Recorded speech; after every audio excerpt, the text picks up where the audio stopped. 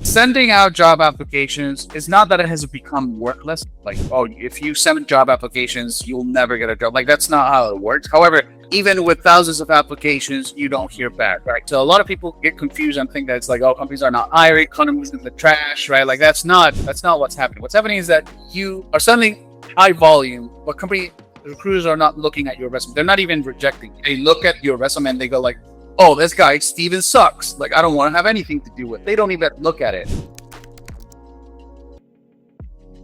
For a month or 3 months, let's say, you were able to increase volume with an automated product. But after 3 months, not only were there too many products in the market, too many applications in the market, the recruiters just got sick of it. Strategy shifted towards appearing authentic and doing fewer job applications, but higher quality job applications. You would invest more time per application, but reduce the volume. Otherwise, you would burn it. But there's no way to look human and keep volume up without burning yourself out like immediately, like just after a couple of weeks, okay? You gotta make sure that your resume is up to snuff, right? And then you send the job application, but you research the information of the recruiter or the hiring manager. And in some cases, if the company's small enough, even the CEO. Obviously, if you're applying to like Apple, you're not going to email team. Like, you're going to tell them that you already applied and that you're interested in the position and that you just wanted to connect, right? And like, show them that you're interested and that you think that you're a good fit. That brings your resume to the recruiter's attention.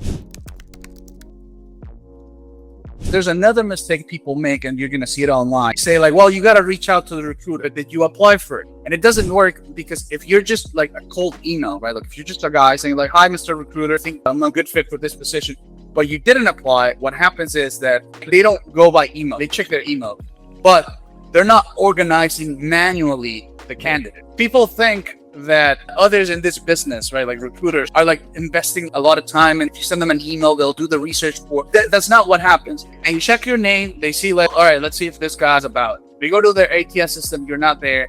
Friction, you immediately forgot it. It's over. What works now is LinkedIn. So what's happening is that everybody kind of like figured out the thing about emailing the recruiter. Recruiters got annoyed by that as well. So they are retreating to hiring from their own networks. If they can't find anybody in their own network, what they do is they go to LinkedIn, because LinkedIn is the place where we have agreed to have our work history, right? And LinkedIn verifies your ID. There are fake profiles on LinkedIn, but it's like most likely what you find is like real people. And the purpose is, to have your work history public there. So what they're doing is they're researching you on LinkedIn. Now the step is like, all right, send that job application, resume is on the ATS system, you reach out to them, you are in the system, but now they're going to go, let me check if this guy's a real dude and not a made up profile. You go to LinkedIn and they find you and they see your profile, how old it is, your connections. They also find you by skills. They may not be looking for you directly. They may be looking for somebody in your role. They search by keyword, like they try to find certain skills, right, that they match.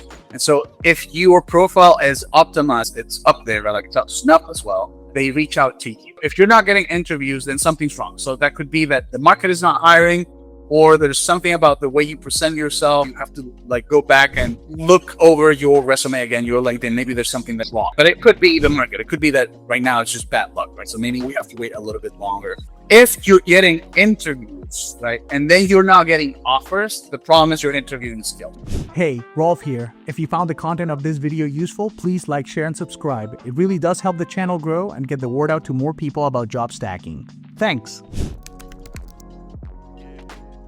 You have the active strategy, which is sending job applications, researching an email. And then there's the passive aspect of it, which is like your LinkedIn is optimized, not only optimized that it looks pretty, but optimized for the algorithm, so that the LinkedIn algorithm likes you and actually recommends you to recruiters. Like having your LinkedIn optimized, sending applications and emailing the recruiters, like following up with recruiters. And basically after a while, right, like you do need a certain amount of volume, you will start getting results. All right, that's going to do it for today's video. Thanks for hanging out with me, and I'll see you in the next one. Take care.